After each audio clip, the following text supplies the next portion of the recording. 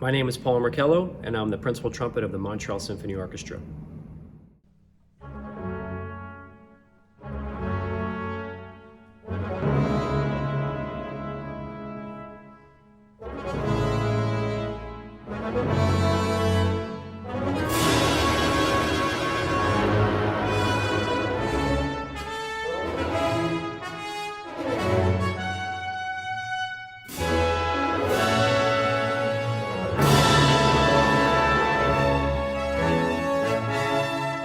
The opening solo of Mahler's Fifth Symphony is one of the most dramatic and powerful in all of our repertoire. Mahler stated that the upbeat theme of the triplet must constantly be somewhat rushed quasi-accelerando like a military fanfare. So that goes for the entire movement, not just the opening triplets. I prefer to think of it in 6/8 time. 1, 2, 3, 4, 5, da da da da, 2, 3, 4, 5, da da da da.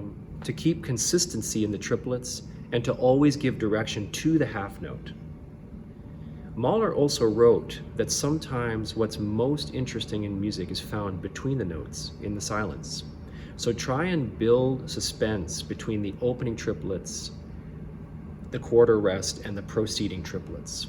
This will give a sense of direction, but also suspense in the phrasing. If you carefully study all of Mahler's markings in all of his symphonies, there really should be no question as to how to interpret his music.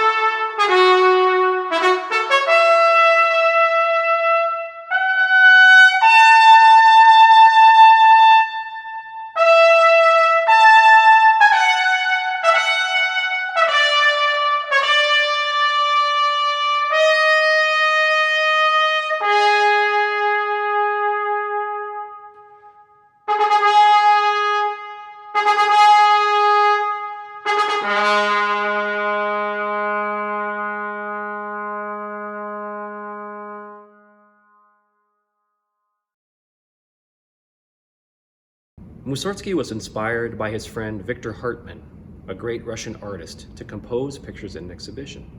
Sadly, Hartmann died suddenly of an aneurysm, and it was at his memorial service where many of his works were presented. It is in this context that Mussorgsky strolled amongst his works in great admiration, but also in sadness.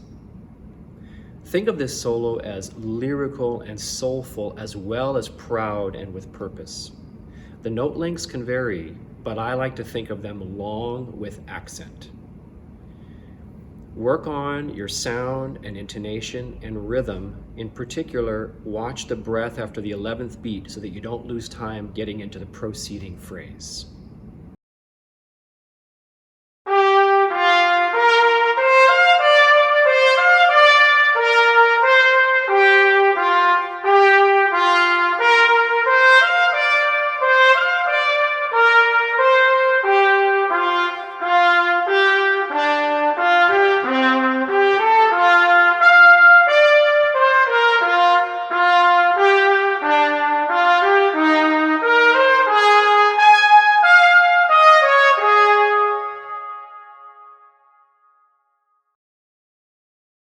The trumpet calls in Leonore III by Beethoven represent a celebration of freedom. Florestan, the main character, was unjustly imprisoned and ultimately rescued by his wife Leonora, who convinced the minister to pardon him. So rather than think of this as a call to arms, I prefer to think of it as a celebration fanfare, brilliant, articulate, and noble. It's easy to overblow, so practice a relaxed forte with clean, consistent articulation on each note. Think horizontally with good diaphragmatic support throughout. Also, practice your long tones working from forte to piano with a good taper at the end and keeping the intonation stable throughout.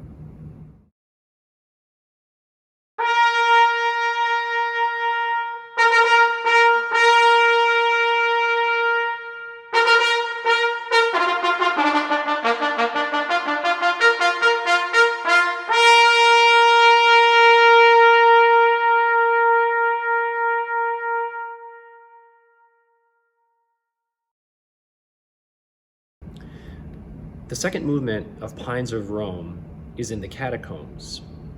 I think of an image of the shadows of the pine trees cast across the catacombs in a very reverberant acoustic.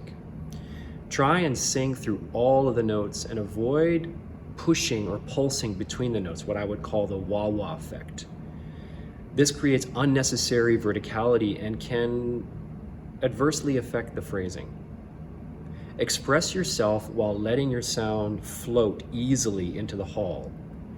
Never force the resonance, but rather search for the core resonance of your sound and really think of the phrasing and the direction of your phrase to give you the proper musical story here.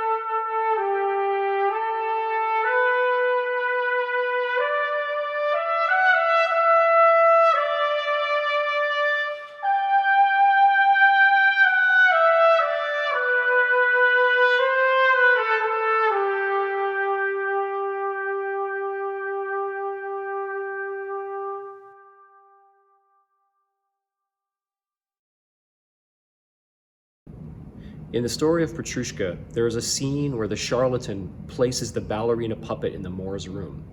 The ballerina is intrigued by the Moor and plays a toy trumpet sardonically to get his attention. The character of this solo should be played brilliantly, playful, and proud with character. In the 1911 version, there are no dynamic differences, whereas in the 1947 version, there's a distinct difference between mezzo forte and piano. I imagine the ballerina puppet jumping up and down on the mezzo forte, da-da-dun, da-da-dun, da-da-dun, da-da-dun, and twirling all around in the piano. Have fun and think horizontally to keep your sound consistent, even, and make music and phrase here.